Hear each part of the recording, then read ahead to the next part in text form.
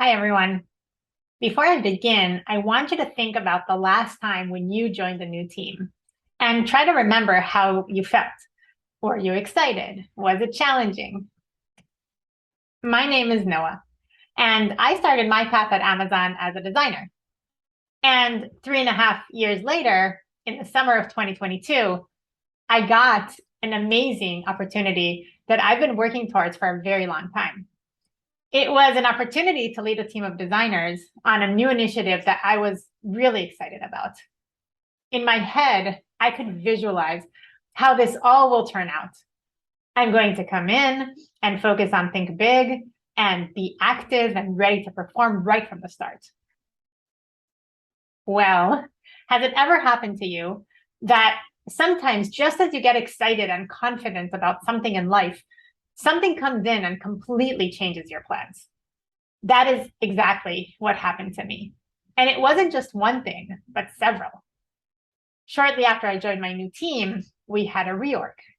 And several of us got new managers, new domains to focus on, and new team members to work with.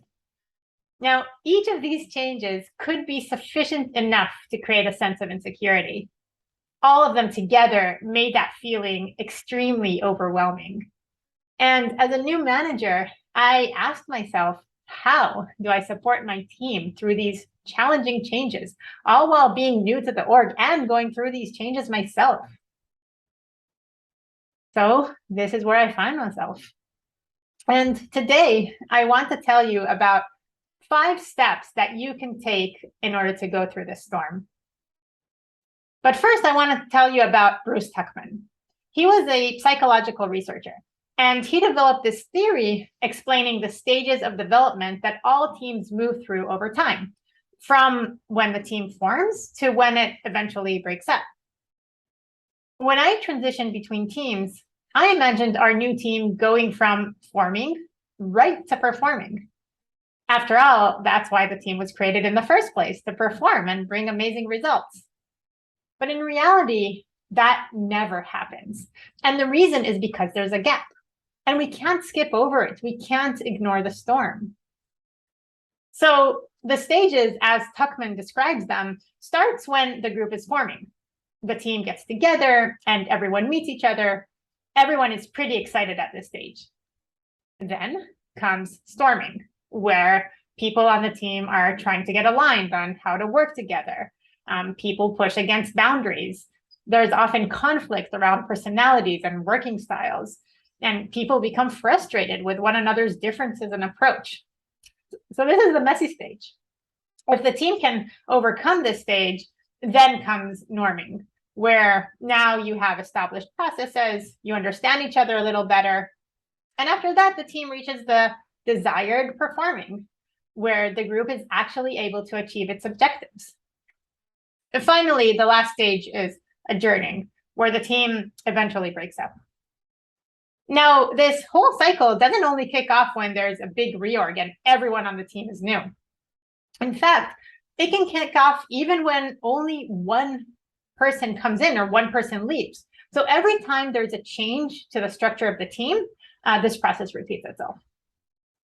And the most important stage that will have the biggest impact on how the team will do later on is how they deal with the gap. So when my team had a reorg, the gap caught me by surprise, but it needs to be expected. And this is actually the first of 5 things that I believe is necessary in order to overcome the storming and head into performing. So the first step is you need to realize that as soon as there's a change in the team, there is going to be a storm. And that's okay. The storm can come in different strengths. A new person joining an existing team may create a small rainstorm, while a full reorg may create a tornado. There might be a drop in productivity. There will probably be a drop in morale. Some teams never make it past the storming stage. They go from forming to storming to norming at best, and they never perform. So it's really important to learn what kind of storm is coming and prepare yourself for it. The second step is to identify the gap, because as soon as there's a storm, there's going to be a gap. When I switched teams, I faced a huge gap. The gap is this place in the middle between the way things used to be and the way things will become. The space in between feels uncomfortable. And it's the result of two things: not knowing what's next and my lack of control, and the emotions that this situation stirs up: worries, fears, anxiety. As much as I wanted to race into feeling the confidence and deep friendships I had in my previous team, I just couldn't. I realized that transitions start with an ending, with a journey, not a beginning.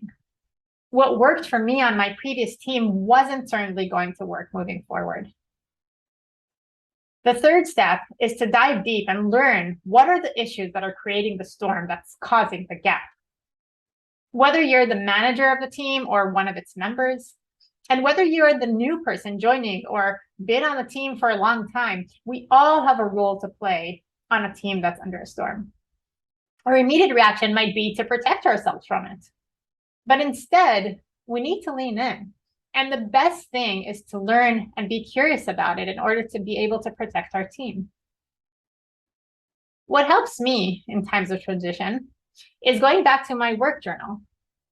It's a private place where I write about my experiences with the team and how I'm feeling. And it serves two purposes. First, when I'm in a gap, I can go back and reflect on how I experienced similar situations before. And second, when someone new joins my team and they're in the gap, I can look at those notes and share what worked for me when I was just onboarding. Now, the second part is really important. When someone new joins your team, remember that they are surely experiencing the gap. And your job is to be positive and supportive. So reach out to them and be available to answer questions like, how can I support you? What are you nervous about? Who can I connect you with? The fourth step is to actively support each other through the storm. Now, don't be mistaken. This is not about performance yet. A team can't transition into performing unless they build a safe space that protects them from the storm. And the way to build a safe space is to know one another, to build human-to-human relationships, and don't expect productivity unless that happens. I think a common misconception that people have when they're coming into a new team is that the way to show value right away is to contribute to the outcome of the project. This is how I visualized my transition. But the problem is that as the new person, you don't have all the context and you don't know everything you need to know. So showing value in that way can actually be a trap. Instead, showing value can come from being empathetic with our teammates. And we can do this by learning and being curious about how to work with our peers, our managers, and ourselves. Set up time to have personal conversations with the goal to get to know the people and genuinely become interested in your coworkers. A good practice is after each conversation, jot down the important things you learned about that person and your conversation to help inform your relationship going forward. Finally, the fifth step is performing and solving problems together. Once you've overcome the storm and started to norm, now you are ready to perform the right way. Because performing is not about surviving. It's about going above and beyond. And this can only happen if we've taken the steps to make people feel safe and trust each other. And even when we're performing, it doesn't take away the need to continue bridging the gap with our coworkers all the time. If we overlook this, we can easily go back into storming all over again. So to summarize, you can't skip over the storm. You need to understand that there will be a storm, that the storm will expose gaps, not just with the new person, but with everyone on the team.